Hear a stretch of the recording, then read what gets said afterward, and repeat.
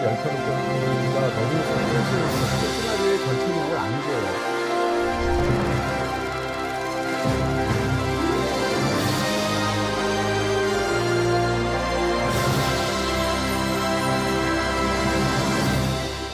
안녕하세요. BTV 이동진의 파야키야. 저는 현호준 매니저입니다. 안녕하세요, 이동진입니다. 칸 영화제, 베를린 영화제, 베니스 영화제, 네. 아카데미 영화제보다 저한테 더 기대되는 것은 바로 네. 평론가님의 연말 결산 컨텐츠입니다. 네. 이거 준비해 오신 거 아니에요? 그렇죠. 네. 이제 완전히 뭐 이제 혼연일체가 되신 건데 제 입장에서 너무 기쁜 말인데 남들이 뭐라 그러겠어요? 저한테 그렇다고요. 글쎄 말이에요. 네, 정말 무적의 기다립니다. 논리 아니야. 네. 내가 그렇다는데 네. 뭐. 혹시 그런 분들이 있으실 수도 있으니까. 있을 수 있어요. 네, 사실은 저도 한 10월 달쯤 되면 이미 12월 달에 연말 베스트 10을 해야 되는데 가만히 있어봐 올해 8개 채워졌는데 이런 생각 하거든요. 나머지 2개 언제 채우지? 네네네. 이런 거. 네. 그런 생각이 들기도 하고 올해는 벌써 11개인데 이렇게 막 놀라기도 하고 이러면서 사실은 이날을 준비하고 있죠. 저도 이제 음악 한참 막 들을 때 특히 이제 저는 팝 같은 걸 좋아했으니까 좋아하시는 분들이 그런 얘기 많이 했어요. 팝 음악은 뭐 1570년대가 끝났지 뭐 요즘 사실 진짜 음악다운 음악이 없잖아 이렇게 얘기하시는 분들 굉장히 많거든요. 근데 자주 하는 얘기지만 그분들 음악 안 듣는 분들이에요. 제가 하고 싶은 이야기는 당연히 모든 매체는 전성기가 있는데요. 그럼에도 불구하고 지금도 연말이 되면 10편을 꼽기가 너무 송구스러울 정도로 좋은 영화, 아름다운 영화, 훌륭한 영화 걸작들이 너무 많이 나오고 있다. 지금도.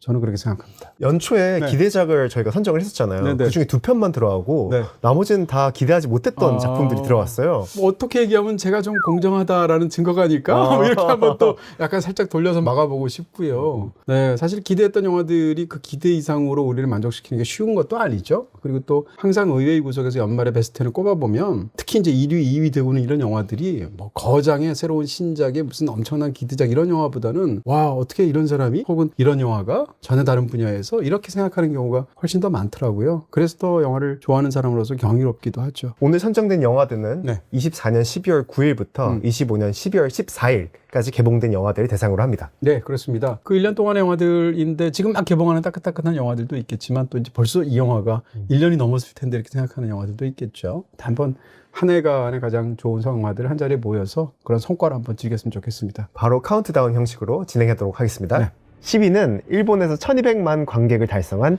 이상일 감독님의 국보입니다. 너무 멋진데요, 지금? 예, 내가 이거 하려고 병 만들었잖아요. 네. 큰 계획이 있으셨군요. 이걸 또 이렇게 확인을 해주시 너무 멋있었어. 우리 제작진 한번 박수 쳐드리고요. 네, 10위 국보. 지금 막 개봉한 영화이고 또 관객들의 사랑을 받는 영화인데 그런 생각이 들었습니다. 사실은 한 4년 전, 5년 전에 일본 영화의 어떤 현황이라는 게 한국 영화의 현황에 비해서 굉장히 많이 그 새가 죽어서 어떤 생각이 들었냐면 요즘은 완전히 한국 영화가 압도하는 거 아니야? 특히 이제 대중 영화의 경우에는 생각이 들었는데 최근 들어서 전혀 그런 상황이 아닌 것 같고요. 일본 영화의 어떤 뛰어난 작품들이 최근 들어 점점점 더 많이 나오는 것이 아닌가. 더군다나 대중적으로도 그것을 증명한 게 바로 이 국보가 아닌가 싶습니다. 많이 알려진 것처럼 이 국보라는 영화는 현재까지 일본의 극영화 중에서는 역대 2위예요. 어마어마한 흥행인데 추측에 따르면 앞으로 한 달 안에 1위가 될 것 같거든요. 현재 추세를 본다면 이렇게 본다면 일본의 이제 애니메이션을 제외한 일반 그 실사 영화 중에서는 역대 최고로 관객을 동원한 영화가 되는 건데요. 이런 외적인 것보다 이 영화가 국제적으로 어디에서나 통할 수 있을 것 같은 영화의 어떤 그런 이야기나 다루는 것에 진실 같은 것이 담겨 있기도 하고. 전 소재가 되게 낯설다고 생각했는데. 그렇죠. 네. 우리가 이제 일본 문화에 대해서도 어떤 것은 상대적으로 조금 더 열려있는 태도를 가질 수 있고 어떤 것에 대해서는 조금 더 이렇게 좀 어려워하거나 조금 고개를 좀 약간 갸웃할 수 있을 수 있잖아요. 특히 이제 가부키라든지 노라든지 이런 식의 일본의 전통 예술에 대해서는 너무 일본적이니까 부담을 가질 수 있다고 그럴까요? 그럼에도 불구하고 이상일 감독님한테 물어보니까 일본 사람들도 가부키에 대해서 잘 모른대요. 특히 젊은 사람들의 경우는 우리가 판소리 잘 모르는 것처럼. 그렇죠. 뭐 서편제나 드러봤지 직접 들어본 적은 또 흔치 않으니까. 그렇습니다. 더군다나 가부키를 영화에서 소재로 사용한 게 미조구치 겐지 이후에 처음이래요. 그러니까 거의 한 70년 만에 처음으로 일본에서도 가부키를 다룬 영화가 나왔대요. 그러니까 일본 사람들한테도 사실은 이것이 전통 예술이라고 하지만 친숙하지 않거나 피상적으로만 알아왔던 것이죠. 근데 어떻게 이렇게 사람을 끌어모았을까요? 그렇습니다. 그러니까 그런 측면에서 어떻게 본다면 다루는 것은 일본에서나 통하는 일본의 전통적인 그것도 굉장히 신세대들한테는 좀 거리가 있게 느껴지는 가부키라는 걸 다루고 있음에도 불구하고 그 다루고 있는 터치나 인간에 대한 이해나 예술을 대한 어떤 시선 같은 것들 보면 굉장히 보편적이면서도 원형적이죠. 그렇기 때문에 가능하다고 생각이 들고요. 저는 이렇게 생각합니다. 이 영화를 하면서 많은 사람들이 떠올리는 영화가 이제 사실은 중국에서 패왕별이라는 영화가 있었지 않습니까?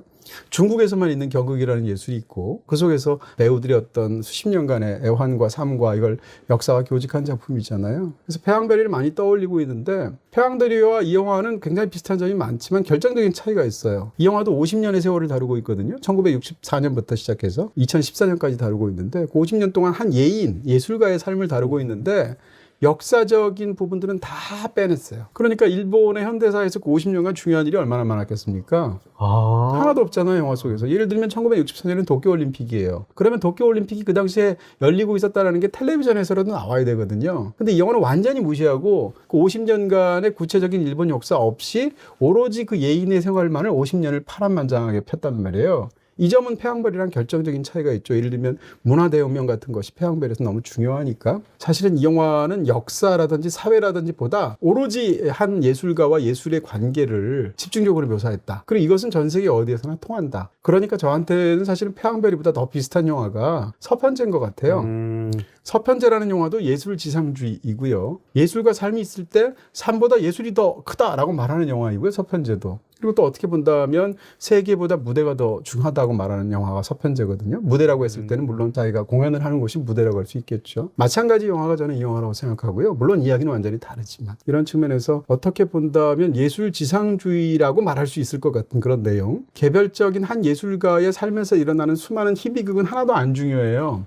결국 세월이 지나고 나면 진짜 중요한 건 예술의 구현 자체인 것이죠. 우리가 한 달쯤 전에 한국문학 그 서문 얘기했었잖아요. 그때 제가 이승우 작가의 사랑의 생애라는 책 얘기하면서 사랑하는 사람은 사랑의 숙주이다라는 표현을 썼잖아요. 그걸로 바꿔서 이 영화를 설명하면 예술하는 사람은 예술의 숙주이다라고 말할 수 있어요. 그러니까 이 영화의 제목은 바꾸면 예술의 생애라고 말할 수도 있습니다. 와, 바로 이해되네요. 그렇죠. 네, 이런 측면에서 더 자세히 해설하고 싶지만 오늘은 뭐 이 정도로 이야기를 하고요. 어찌됐건 그런 부분에 있어서 물론 생각이 다를 수 있죠. 사람들은 어떤 사람들은 예술이 아무리 중요하다고 해서 삶이 더 중요하지라고 말할 수도 있잖아요. 근데 생각이 다르다는 중요한 것이 아니고 그와 같은 관을 이렇게 아름답고도 처연하고도 슬프고도 어떻게 보면 허무하게 그리고 아찔하게 만들어낸 영화를 드물고요. 더군다나 영화는 전혀 어렵지 않잖아요. 그 다수를 다 설득하는 방식으로 해서 심지어는 이런 거대한 흥행까지 한 것으로 이런 증거를 갖고 있는 작품이라서 사실 많은 분들이 좋아할 그런 뛰어난 대중예술적인 영화라고 할 수 있겠습니다. 덕분에 그 일본 역사의 흐름, 세계의 흐름을 왜 설명 안 했는지가 이해됐죠? 바로 이해됐습니다. 네네네. 네. 9위는 마이클 리 감독님의 가슴이 턱 막히는 영화죠. 내 말 좀 들어줘. 이 영화는 그 인물에 대한 탐구? 우리가 보통 이제 그 캐릭터 스터디라고 말할 수 있는 그런 영화의 어떤 한 궁극에 도달한 그런 작품이라고 말할 수 있고요. 영화를 만든 사람이 이제 마이클 리 감독인데 현존하는 뭐 최고의 특히 이제 리얼리즘이라는 계보를 얘기하면 빼놓을 수 없을 만한 그런 영화들을 많이 만든 위대한 감독이죠. 이 마이클 리를 포함해서 영국의 일련의 이런 어떤 사회적인 리얼리즘 영화들 그러면서도 가정을 무대로 한 영화들을 지칭하는 장르명이 있어요. 그게 이제 키친싱크 리얼리즘이라고 하거든요. 바로 와닿네요. 네, 이해가 되죠. 싱크대가 있고 키친이 있고 부엌이 있으면 그런 데서 벌어지는 실내극 위주의 그러면서도 이제 사람들 사이 특히 이제 가족 관계 같은 게 중요하겠죠. 그 중에서도 마이클 리 영화들이 보여주는 너무 리얼하다고 느껴지는 지점이 있어요. 여기에 대해서는 사실은 마이클 리가 영화를 어떻게 만드는지를 설명드리면 훨씬 더 이해가 쉬울 텐데 오늘은 이제 그런 말까지 할 상황은 아닌 것 같고. 궁금해요.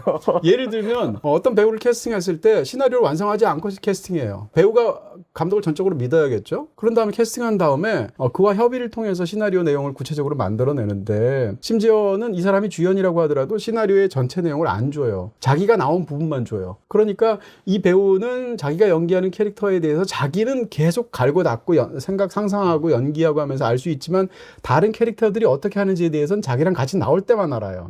그러니까 예를 들면 남편이라고 설정된 사람이 독립적으로 어떤 장면에 나와서 뭔가 큰일 사고를 쳐도 이 사람은 모르는 것으로 돼 있는 거예요. 근데 삶에서 실제로 그렇잖아요. 그러네요. 그렇죠? 그런 것을 영화에 적용해서 영화를 만들기 때문에 사실은 마이클 리 영화들이 갖고 있는 리얼리즘 중에서도 정말 어떤 놀라운 부분들이 있어요. 그래서 굉장히 깊은 감동을 주는 작품들이 많은데 어찌됐건 마이클 리 영화 중에서도 이 작품은 이제 극 중에 등장하는 펜지라는 인물인데 한 10분만 봐도 저 인물하고는 상종하기가 싫어요. 실제 본인물 같아요, 이런 사람은. 그치.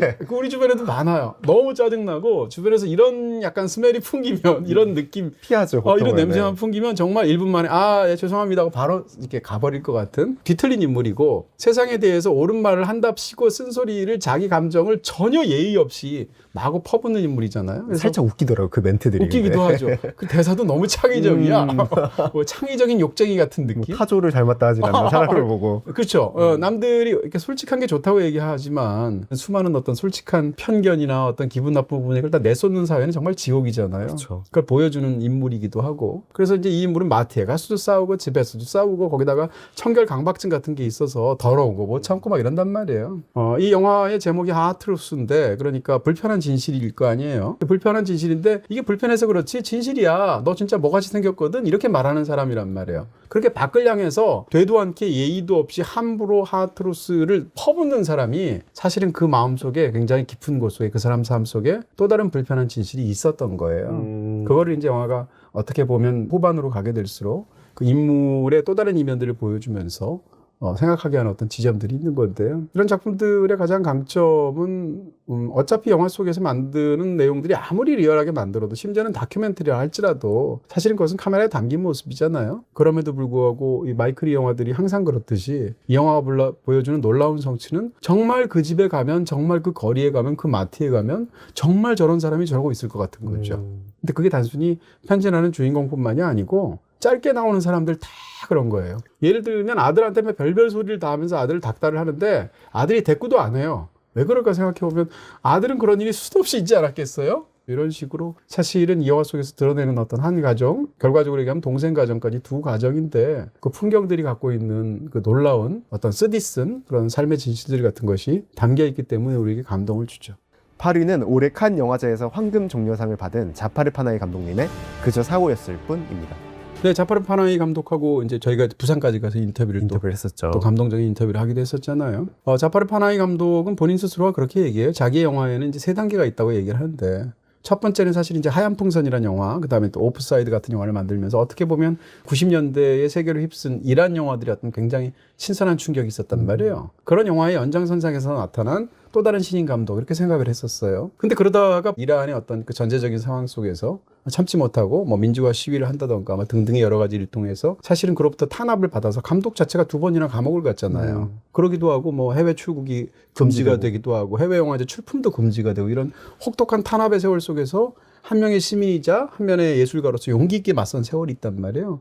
영화를 못 찍으니까 어떻게 했냐면 자기 얘기를 찍은 거예요. 그래서 그 사이에 찍었던 다큐멘터리도 있고 또 본인이 직접 들어가서 만들어낸 탁월한 걸작인 또 저희가 소개해드리기도 했던 노베우스 같은 작품도 있겠죠. 그러다가 지금은 이제 그런 제한이 풀렸거든요. 그래서 부산영화제까지 오신 건데 그런 상황 속에서 쉽게 얘기하면 밖의 세계를 향했던 영화가 자기 안의 세계를 향하게 되었고 지금은 다시 밖을 향하게 된 거죠. 그런 지점에서 나온 작품이 바로 지금 말씀드린 단지 사고였을 뿐이라는 작품입니다. 그래서 오랜만에 직접 출연 안 하신 건가요? 그렇게 볼 수도 있어요. 이 영화를 보면 실제로 본인이 수감 생활 동안에 보고 겪은 일도 있을 것이고요. 거기서 상상해낸 어떤 예술적인 아이디어 같은 것들이 있겠죠. 어찌됐건 어떻게 본다면 정권에 맞서다가 혹은 본인이 그럴 만한 충분한 범행을 저지르지 않았음에도 불구하고 탄압을 받았던 이 수감되었던 사람들에 대한 우정 혹은 그런 시대에 대한 증언의 역할을 하기도 하죠. 이 영화가. 그러면서도 이제 어떻게 보면 장르화가 아님에도 영화를 처음부터 끝까지 계속 우리가 지켜보게 만드는 강력한 미스터리나 그런 것들이 있어요. 그러니까 감옥에서 수감생활 와중에 눈을 가리고 나서 고문을 했던 고문 기술자인 사람이 있는 거죠. 에크발이라는 사람이 있는데 이 사람을 본 적은 없어요. 아무도. 왜냐하면 자신의 정체를 드러내지 않고 고문을 했으니까. 근데 세월이 흘러서 이들은 다 풀려나게 됐는데 감옥 바깥에서 그 우리를 고문했던 사람의 목소리랑 똑같은 거죠. 근데 목소리라는 건 사실은 시각에 비해서 조금 더 정확도가 떨어지잖아요. 그랬을 때 과연 이놈이 나를 고문한 놈인가를 놓고 5명이서 서로 다른 판단을 하게 되고 그러면서 다그치기도 하고 죽여야 된다, 살려야 된다 이러면서 논의를 하기도 하고 폭력적으로 대응하기도 하고 그것을 굉장히 성찰하는 식으로 말하는 사람도 있죠. 그러면서 펼쳐지는 이야기라는 측면에서 사실은 초강력 미스터리가 떡밥으로 굴러가서 그 자체로 영화가 굉장히 흥미진진하고 무엇보다도 영화가 갖고 있는 그 어떤 그런 힘이 정말 강력한 영화이고요. 영화의 클라이맥스는 거의 한 13분쯤 되는 롱테이크예요. 거기서 이제 사실상 밤이기도 하고 대사로 이루어져 있고 두 사람의 대화인데 근원적인 어떤 공간 속에 담겨져 있는 대화처럼 느껴지죠.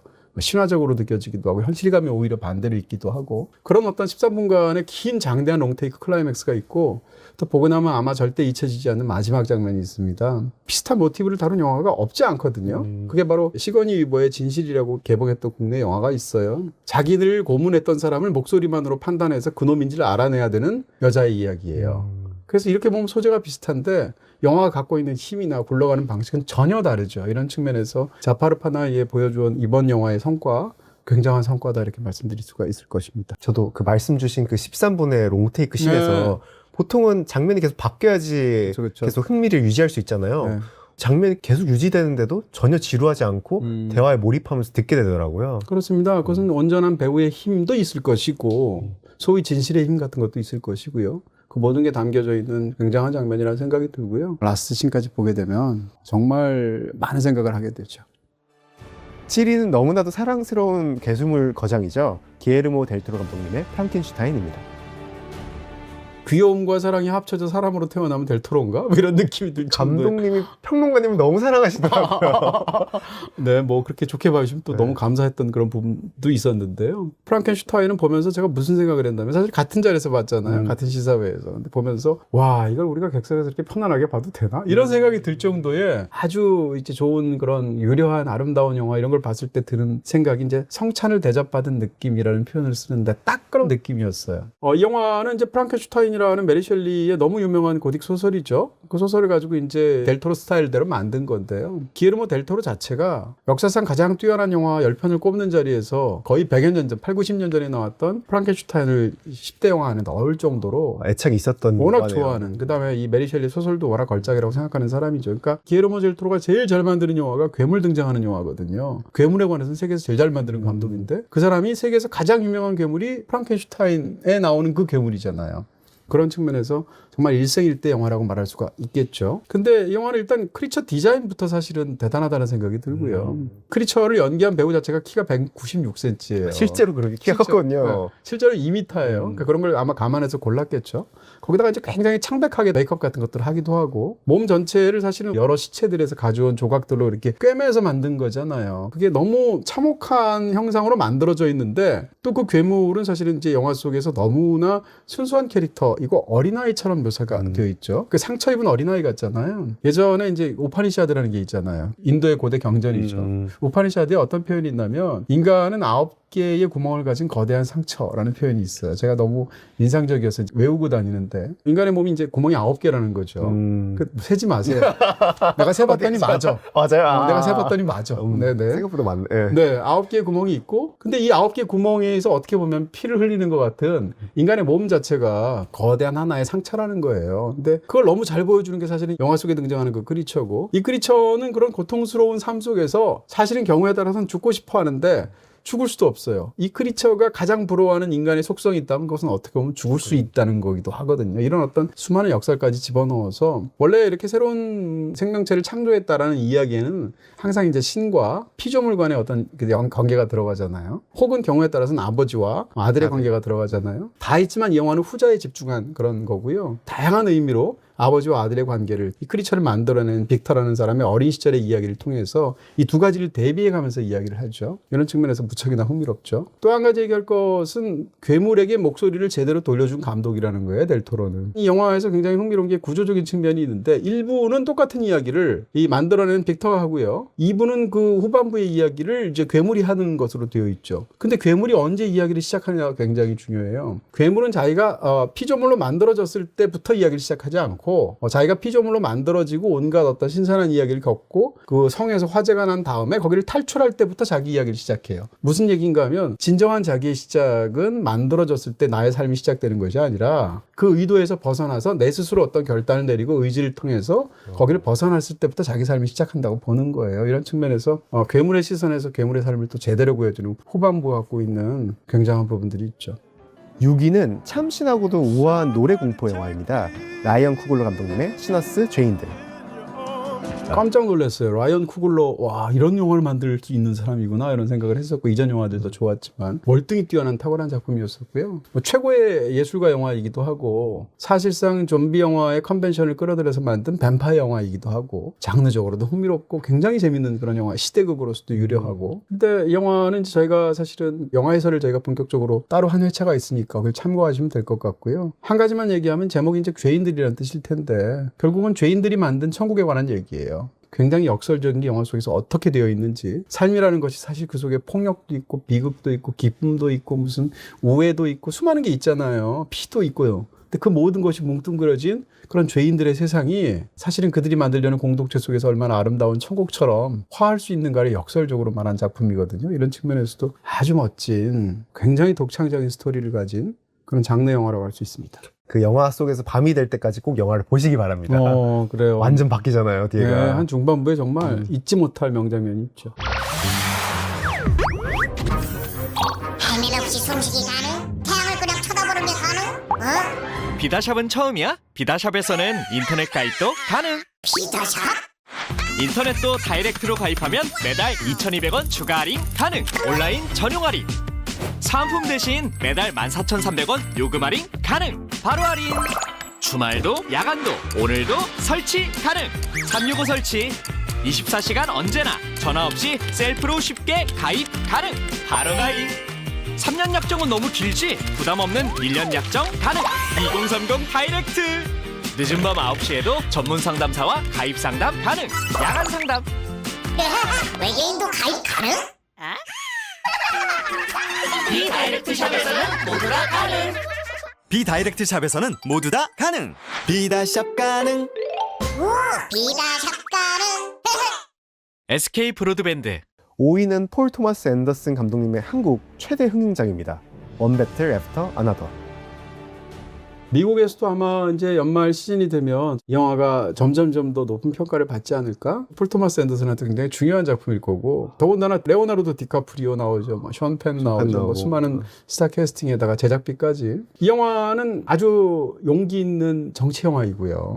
현 시점에 대해서 미국과 세계에 대해서 말하는 작품이기도 하니까. 또 하나는 어떻게 보면 굉장히 감동적인 가족 영화이기도 하고, 또 아주 독창적인 액션 영화이기까지 해요. 이 영화 이제 후반부에 정말 잊지 못할 카체이스 장면이 나오는데 진짜 너무 독창적이었어요. 그렇죠. 일반적으로 카체이스는 코너링이 중요하잖아요. 골목길이든 아니면 어디든 간에. 그럼 코너링일 때 보통 코너링이랑은 이렇게 돌거나 이렇게 도는 코너링인데 얘는 이렇게 되는 거죠. 그러니까 상하로 코너링이 있는 거야. 쉽게 얘기하면. 박진감이 너무 넘쳐요. 엄청나죠. 거기다가 사실 어떻게 보면 굉장히 재미없는 카체이스예요. 왜냐하면 차 3대 나오죠. 역주행도 안 해요. 1번 차를 2번 차가 쫓아가고 2번 차를 3번 차가 쫓아가서 계속 가는 게 전부란 말이에요, 사실상. 그런데 그런 것을 어떤 특별한 어떤 그 로케이션이 갖고 있는 특징과 촬영이나 편집에서의 리듬과 뭐 이런 여러 가지 것들을 통해서 와, 정말 카체이스 장면 제가 한 2,000번쯤 본 것 같은데, 영화사를 통해서. 카체이스 베스트 10에 들어갑니까? 들어갈 것 같아요. 와. 지금 꼭 들어갈 것 같아. 이럴 정도로 폴 토마스 앤더슨은 심지어는 카체이스도 잘 찍는구나, 이런 생각이 들 정도의 명장면이죠. 이 영화에 대해서 많은 걸 이야기할 수 있는데 뭐 여기서 길게 말을 못하니까 한 가지만 말씀드린다면, 이 영화가 이제 토마스 핀천이라는 영화하는 것이 불가능하다고 보통 얘기하는 그런 작가의 원작을 마인랜드라는 소설을 이제 영화했단 말이에요. 근데 원작이 어떤 이야기인가 하면 1980년대 중반 1984년도의 시점에서 돌아보는 1960년대 이야기.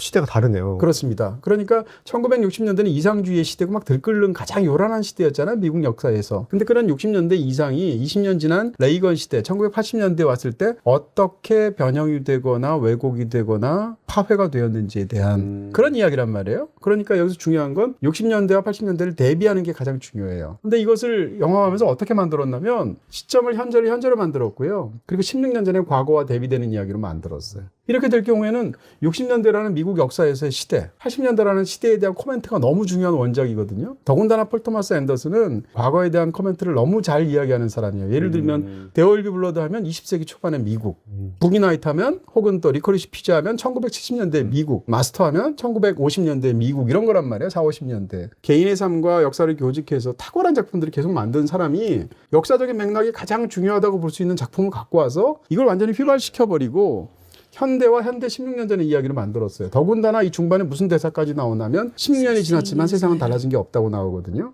그러니까 이 둘 사이에 차이가 없다고 말을 해요. 그렇게 말하면 원작이 가장 중요한 설정을 바꾼 거잖아요. 그럼 그렇게 했을 때 어떤 일이 벌어지냐면 16년 전에 했었던 어떻게 보면 극단적인 이상주의 혹은 굉장히 폭력적인 행동을 하는 그런 좌파 행동가들이라고 말할 수 있겠죠. 그들이 했었던 어떤 행동이 10년이 지나서 완전히 달라진 세상이지만 사실은 근본적으로는 달라진 게 없어요. 그렇게 느껴지는 어떤 예를 들면 뭐 무력감일 수도 있고요. 탄식일 수도 있고 수많은 것들일 수 있잖아요. 그럼에도 불구하고 이 달라진 것 없는 그런 속에서도 우리는 계속 one battle after another를 해야 된다는 이야기예요. 결투를 해야 된다. 예. 그래서 영화의 마지막 장면이 되면 이 딸이 또 다른 의미에서의 전투를 치르러 나가는 것으로서 사실상 영화가 끝나는 것인데요. 그런 측면에서 정치적으로도 굉장히 어떻게 보면 흥미롭고 가장 중요하게 영화에서 얘기하는 것은 아버지와 딸 사이에서의 가족적인 어떤 핵심적인 부분이잖아요. 사실은 어떻게 보면 이념 과잉의 시대고 극단주의 시대인데 거기서 이 영화가 얘기하는 것은 그런 것들을 다 배격하는 것이고요. 그런 측면에서 봤을 때 이 영화가 결과적으로는 가장 중심에 사로잡고 있는 그런 어떤 정서를 영화 속에서 끌어들이는 부분까지 굉장히 감동적이기까지 하죠. 정치적인 면에서도 굉장히 중요해요. 근데 그걸 다 설명드릴 수는 없겠습니다만 이런 것이 복합적으로 담겨져 있는 무엇보다도 영화는 스토리를 예상할 수가 없어요. 초반에 보면 그런 측면에서 한번 보셔도 굉장히 흥미로운 작품이 아닐까 싶습니다.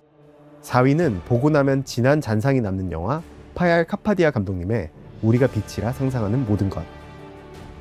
네, 마지막 장면이 정말 아름답죠. 아름답기도 하고 처연하기도 하고 많은 그런 상념이 들게 하는 그런 엔딩으로 끝나는 작품인데요. 제목이 너무 멋있잖아요. 우리가 빛이라 상상하는 모든 것. 이걸 이제 파얄 카파디아라는 이제 인도 감독이 만든 인도 작품인데 우리가 인도 영화 하면 보통 마살라 영화라고 해서 당연히 춤추는 장 마지막에 이렇게 군무 뭐 이런 거 생각하게 되잖아요. 그래도 노래가 중간에 잠깐 있더라고요. 네, 그렇긴 하지만 세계 영화사의 전체 인도 안에서 사랑받는 어떤 대중적인 영화 말고 무슨 리트윅 가탁 같은 감독이라든지 또 무엇보다도 사티아지 트레이 같은 어떤 굉장히 위대한 감독으로 영화사에 족적을 남긴 인도 감독들이 있어요. 그런 전통이 오늘날까지 이어지고 있구나라는 것을 확인할 수 있고요. 와. 그러면서 이제 새로운 재능을 보여준 아주 반가운 작품이고 또 올 한해 나온 가장 아름다운 작품 중에 하나라고 말할 수 있겠죠. 전 이 영화 너무 심층 해설 듣고 싶더라고요. 아, 그래요? 네. 네. 영화의 시작하는 그 초반부를 보면 자기 어떤 그런 꿈을 가지고 뭄바이에 온 사람들, 그 사람들이 어떤 그 뭄바이에 대한 자기의 생각들을 풀어놓는 부분을 계속 내레이션으로 짜깁기 해서 들려주는 것 같은 게 나오면서 화면에는 실제로 이제 뭄바이의 일상들이 계속 나오죠. 그러니까 초반에 보다 보면 무슨 다큐멘터리 같잖아요. 그러다 영화의 어떤 부분에 이르면 너무너무 시적인 느낌들 같은 게 들잖아요. 정반대로 무척이나 서정적이면서 우아한 어떤 측면들을 갖고 있는 부분들까지 있어요. 전반부와 후반부의 느낌이 굉장히 다르고요. 후반부에서는 굉장히 환상적인 어떤 저게 실제로 일어난 일이야? 싶을 정도의 어떤 굉장히 인상적인 장면들이 있으면서 마지막 대단원을 향해서 가게 되는데 마지막 장면까지 다 보고 나면 그냥 멋부린 것으로 보였던 이 제목이 굉장히 다양하게 느껴져요. 저는 빛이라 상상했던 모든 것이 있으려면 반대로 어둠. 현실의 어두움이 있어야 그 모든 것이 가능해지잖아요. 거기다가 우리가 누구냐라는 거예요. 우리가 빛이라 상상하는 모든 것, 영화를 보기 전에는 극 중에 등장하는 세 명이 굉장히 현실의 어둠 속에서 괴로우니까 빛이라고 상상했던 그들의 모든 것, 그러니까 우리는 다시 말해서 영화에 등장하는 세 명의 캐릭터다 이렇게 생각을 했는데 영화를 마지막 특히 장면까지 보고 나면 어떤 생각이 드냐면 우리라는 것은 관객일 수도 있고요. 반대로 감독일 수도 있고요. 그리고 우리라는 게 영화 자체일 수도 있어요. 어떻게 보면 인간이 빛을 상상한 이야기가 아니라 빛이 어떤 인간을 상상한 이야기처럼 보이기도 하고요. 영화. 그 인간 자체가 빛인 것처럼 보이기도 해요. 영화의 마지막 특히 장면을 보다 보면. 이런 것을 본다면 사실은 이 제목 자체가 굉장히 훌륭한 그런 서정적인 제목이기도 하면서 사실은 영화를 우리가 빛의 예술이라고도 말하고 꿈이라고도 비유하기도 하잖아요. 그랬을 때 할리우드가 보여주고 있는 것과는 전혀 다른 질감의 꿈을 보여주기도 하고 또 다른 어떤 빛의 예술의 속성을 보여주기도 하죠. 어떻게 보면 인간 하나하나가 빛일 수도 있는 건데요. 영화에 등장하는. 이런 측면에서 특히 이제 후반부의 장면들이 압도적으로 우리를 사로잡는 측면들이 있습니다. 3위는 심은경 배우 인터뷰에서 다뤘던 미야케 쇼 감독님의 여행과 나날.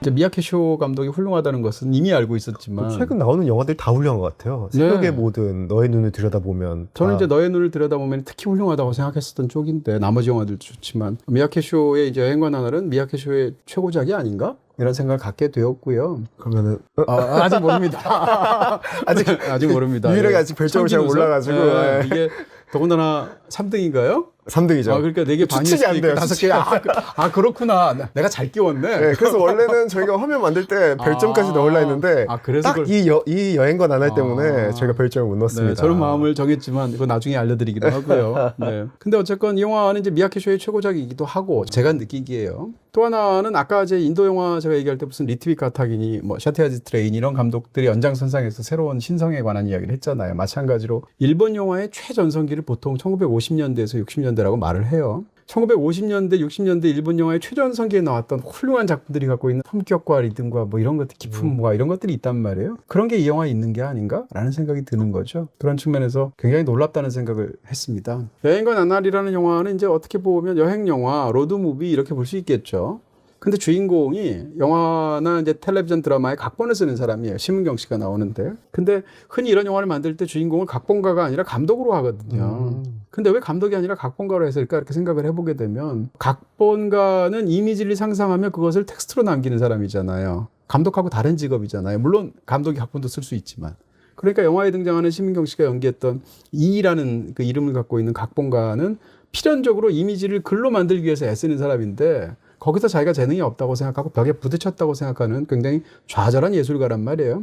이런 사람이 일상의 공간들을 떠나서 일상이라는 것은 이제 자기가 작품을 써야 되고 밥벌이를 해야 되는 공간이죠. 떠나서 후반부에 가면 영화여행을 하게 되는데 자기가 쓴 작품이 또 전반부에 나오는 그 작품 속 작품 내용이 여행이기도 하고 실제 떠나는 내용도 여행이기도 하죠. 근데 여행을 가게 되면 상대적으로 모르는 공간에서 말을 많이 안 하게 되잖아요. 말을 버리고 이미지를 쫓아가는데 이 사람은 말을 하는 게 직업인 사람인 거잖아요. 말을 써야 되는 사람이니까. 이런 측면에서 벌어지는 굉장히 흥미로운 착점이 있는데 이 영화는 이제 일본에서 이제 고전 그 만화가로 굉장히 높은 평가를 받고 있다고 하는 한 만화가의 작품 2개를 섞은 거예요. 그러니까 이 2개를 섞는 과정에서 생겨난 어떤 이질적인 각색자만의 어떤 무엇이 있는데 그게 이 영화의 핵심이 된 거죠. 그게 어떻게 본다면 여행과 나날이라는 제목이 붙은 그런 이유일 수도 있을 텐데요. 이 영화를 다 보고 나면 그런 생각이 들죠. 가장 이 영화가 갖고 있는 대중적인 강점은 내가 실제로 여행을 한 것 같은 느낌? 맞아요. 네. 내가 뭐 어떤 사람이 한 30년, 50년 세월을 살았다고 친다면 내가 50번의 여름과 50번의 겨울을 겪었잖아요. 근데 이 영화를 보면서 그 여름과 그 겨울을 한 번 더 겪는 것 같은 느낌? 와. 이런 느낌을 일단 주고요. 그러니까 어떻게 보면 이것은 이야기 굴곡을 줄여서 가능한 것이기도 해요. 사건이라는 것이 만약에 굉장히 극성이 강하고 무슨 연쇄 살인마가 나오고 뭐 지구가 파멸하고 이런 얘기라고 한번 생각해 보세요. 그렇게 되면 그런 곳 속에서는 사실은 이 사건의 거대한 굴곡을 따라가야 되기 때문에 디테일이라든지 작은 미묘함이라든지 이런 걸 표현하기가 어렵게 되죠. 근데 이 영화는 어떻게 보면 사건이 거의 없는 영화거든요. 아무 일도 안 일어났다고도 표현할 말할 수 수 있을 것 같아요. 있어요. 네, 그런 쪽의 이야기란 말이에요. 그렇게 됐을 때 관객들은 어디에 집중을 하겠습니까? 훨씬 더 미묘하고 작은 것의 부분을 하게 되죠. 근데 이 영화는 그렇게 했을 때 비로소 발견되는 어떤 것을 일상 혹은 삶에서의 기적이라고 표현을 하는 거예요. 말하자면.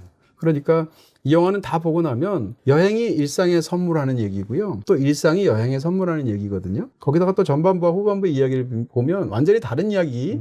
영화 속의 영화와 바깥의 영화가 다른 것처럼 보이겠지만 굉장히 핵심적인 부분이 비슷해요. 예를 들면 둘 다 결국은 마지막으로 물고기를 쫓아가는 데서 어떤 굉장한 생각지도 못했던 즐거움을 겪었던 그러면서 일상의 기적을 발견한 사람의 이야기라고 볼 수도 있어요. 더군다나 그 계기는 낯선 사람과 여행지에서 만나서 이런 공통점을 갖고 있거든요. 이런 측면에서 이 양자 사이의 관계를 맺는 방식도 그렇고 아까 말씀드렸던 어떤 기본적인 여행에서의 감각이라든지 혹은 영화에서 다루는 것들을 직접 말로 설명하지 않고 물성 자체로 체험시키게 하는 방식이라든지 이런 측면에서 정말 탁월한 측면이 있는 뛰어난 작품이다 이렇게 얘기할 수 있겠죠. 2위는 봉일번 건축가님과 깊은 대담을 나눴던 브래디 쿠베 감독님의 브루탈리스트. 브루탈리스트 올 초에 이 영화를 봐서 너무 좋았던 기억이 있습니다. 정말 훌륭한 작품이구나. 그 당시에도 그런 말을 했었는데 정말 고전이 될 운명을 타고난 작품이구나. 뭐 그때 그런 생각을 했었어요. 브루탈리즘이라는 이제 건축의 사조에 관한 것들, 그것을 이제 직접 하는 어떤 그런 건축가가 있다면 브루탈리스트라고 말할 수 있겠죠. 그래서 이 영화는 브루탈리스트인 헝가리 출신의 미국 건축가의 삶, 물론 이제 다 만들어내는 허구의 이야기지만 그런 어떤 파란만장한 삶을 다루고 있지만 그 다루고 있는 모든 방식에서 사실상 브루탈리즘적인 방식을 차용하고 있죠. 예를 들어서 음악도 정말 뛰어난데 음악도 무슨 악기를 사용하는지가 다 들리고요. 그 다음에 그 악기의 질감이나 예를 들면 시대적인 부분, 이런 음악이 나오면 1980년대거든요. 그랬을 때 마지막 에필로그에서 그런 음악을 사용한다든지 이런 식의 부분까지 음악뿐만 아니라 영화의 이제 사실 브루털리즘이라는 것이 결국은 형태라든지 구조라든지 재질이라는 것을 그냥 그대로 과감하게 드러내는 것이 브루털리즘의 어떤 핵심적인 부분이라고 가정한다면 주인공의 삶을 다루는 방식이나 그 삶을 토대로 해서 미국의 역사를 다루는 이 영화의 방식도 일종의 브루털리즘적인 방식이라고 말할 수 있어요. 이 주인공은 사실은 굉장히 훌륭한 건축가이겠습니다만 그렇게 삶에서 뭐가 잘 풀리는 것도 아니고 또 그렇게까지 이 개인적인 삶이 훌륭한 사람도 아니에요. 어떻게 보면 실수도 많이 하고 거짓말을 할 때도 있고 성을 돈 주고 사기도 하고 뭐 자기가 해야 되는 거 일꾼들에게 함부로 행동하기도 하고 이런 사람이란 말이에요. 그럼에도 불구하고 이 사람의 어떤 오욕도 있고 영광도 있고 이런 모든 것이 있을 텐데 그것을 다 영화는 그대로 골조와 구조를 드러내는 방식으로 한 인간의 진실 혹은 그것을 훨씬 더 넘어가서 그 인간의 진실과 그 인간의 불능과 무능과 그 인간의 좌절 그 모든 것을 합쳐서 사실상 마지막에 만들어내는 센터 속에 거대한 센터의 의미 속에 모든 것을 수렴시키죠. 심지어는 주인공뿐만이 아니라 애초에 그 센터를 만들겠다고 해서 돈을 주게 된 그런 사람이 있을 거 아니에요. 그게 반 뷰렌이라는 사람인데 이 반 뷰렌이라는 사람이 사실은 그 센터를 만들고 싶어 하는 것은 어머니 때문인데 어머니에 대한 어떤 자기 어떤 애틋한 그리움 때문에 만드는 것인데 그 속에는 이 만든 의뢰한 사람의 어머니에 대한 생각도 있지만 주인공이 유대인이었기 때문에 나치 수용소에 겪었던 굉장히 참혹한 부분들 그러니까 어떻게 보면 그 센터는 우리를 구원시켜야 할 교회이기도 하지만 다른 한편으로는 자기를 가두었던 수용소이기도 한 것이거든요. 그러면서 이 남자의 아내와 의뢰한 사람의 어머니까지 끌고 들어오게 되고 또 그 자체로 미국의 역사이기도 하단 말이에요. 이런 측면에서 사실은 그 모든 것이 응축되어 있는 건물 하나를 덩그마니 남겨두고 끝나는 영화예요. 사실은 영화가 다루고 있는 것들이 정말 고도로 집약되어서 마지막을 향해서 가게 되는 그러면서 파란만장하고 장대하게 영화를 펼쳐내는 그런 독창적인 작품이라고 할 수 있겠습니다. 저도 이 영화는 너무 좋아가지고 2번 봤습니다. 아 그래요? 이 영화는 여러 번 봐도 볼 때마다 좀 다를 것 같다는 생각이 들기도 하고요. 또 그냥 흔하게 또 이야기한다면 어떻게 보면 뭐 아메리칸 드림에 관한 영화라고 볼 수도 있죠. 그렇게 해서 사실은 흥미로운 것은 그 벤 뷰런이라는 사람이 구원자이기도 하고 착취자이기도 하다는 거예요.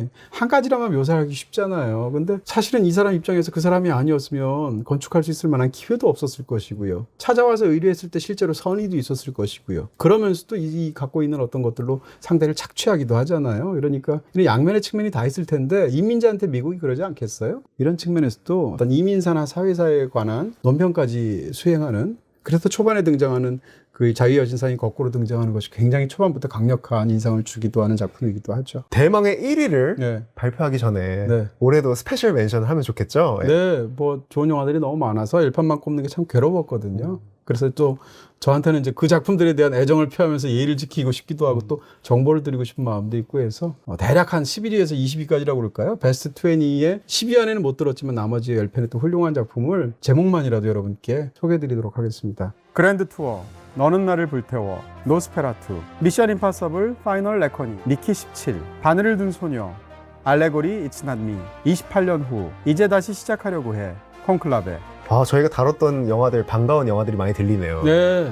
어떤 영화는 이제 언급 못한 작품도 있고 많이 언급해드린 작품도 있을 텐데 가나다 순으로 이렇게 10편의 영화를 추가해서 알려드렸습니다. 대망의 1위는 자비와 욕망에 관한 영화죠. 알렌 기로디 감독님의 미세리코르디아입니다. 다들 예측하고 계실 것 같아요. 5점 만점 영화가 하나 남아가지고. 그러기도 하고 또 이제 파야케 보신 분들이라면 네. 미세리코르디아입니다. 저희가 심층 리뷰로 또 다뤘었죠. 미세리코르디아는 정말 놀라운 작품이라는 생각을 했고요. 뭐 예를 들어서 이제 흔하게 인간이라는 존재의 수수께끼에 대해서 얘기할 때 우리가 이제 죽음에 대한 욕망, 타나토스, 그다음 성에 대한 욕망, 에로스 이 두 가지를 이야기하잖아요. 근데 이 두 가지를 이야기할 때 많은 경우가 이 두 가지를 서로 역접의 관계로 이야기를 하는 경우가 있는데 이 영화는 전혀 그렇지가 않고요. 네. 그렇습니다. 그 점이 굉장히 놀랍다고 생각하고 욕망에 관해서 다루는 수많은 영화들이 있을 텐데 그중에서도 이 영화가 갖고 있는 굉장히 독창적인 시선과 그것을 구현해내는 어떤 그런 부분에 있어서 정말 놀라운 걸작이다. 알렌 기로디의 제가 생각하기에는 최고작이 아닌가 싶기도 하고요. 저에게는 또 2025년에 가장 훌륭한 작품이 아니었을까 싶습니다. 불편하다고 말씀하시는 분들도 종종 보이긴 했는데 불편하게 만들면서도 생각을 하게 만드니까 되게 좋은 영화였던 것 같아요. 불편하다는 것은 저는 굉장히 좋은 감각, 예술이 우리에게 줄 수 있는 그런 거라고 생각하고요. 훌륭한 영화가 이제 거울의 역할을 할 수도 있고 자주 하는 비유로 망치 역할을 할 수도 있는데 이 영화는 명백히 망치에 해당하는 영화입니다. 그런 측면에서 어떻게 보면 코미디로까지 보여지는 부분들도 있고 실제로 코미디가 있고요. 이 영화가 제기하는 어떤 욕망에 관한 그 욕망의 어떤 시퍼런 현존에 관한 그런 부분에 관해서 혀를 차시든지 아니면 감탄을 하시든지 어떤 여러 가지 방식을 사용하시면서 아마 이 영화를 보실 것 같은데 진짜 훌륭한 작품이라고 할 수 있겠습니다. 소중하고 귀중하고 재밌는 올해 외국 영화 베스트 10에 대해서 오늘 다뤄봤습니다. 네, 이렇게 해서 2025년도 겨우 한 해 넘겼구나 싶은데 아니 다음번엔 또 한국 영화를 해야 되네. 한국 영화 10편까지 하면은 제가 세보니까 네. 지금 평론가님 그 선정하신 20편을 네. 매일 하루씩 보면은 한 해가 끝나 있겠더라고요. 그러네요. 남은 일 날짜가 그렇게 많지 않으니까 그래서 챌린지 하면서 보내면 네, 좋을 것 같아요. 나만의 어떤 그런 영화제 한번 여시는 것도 좋겠습니다. 또 제가 또 이제 다 걸러내서 남긴 최고의 그런 영화들이니까 한번 또 이렇게 딱 그 중에서 이렇게 올해 가장 훌륭한 작품들만 모아서 보시는 거 좋을 것 같습니다. 그 파이안 여러분들도 올해 가장 좋았던 외국 영화 댓글로 남겨주시면 좋을 것 같습니다. 네. 감사합니다. 고맙습니다. 지금 띄워드린 영화들은 BTV 그리고 모바일 BTV에서 보실 수 있습니다.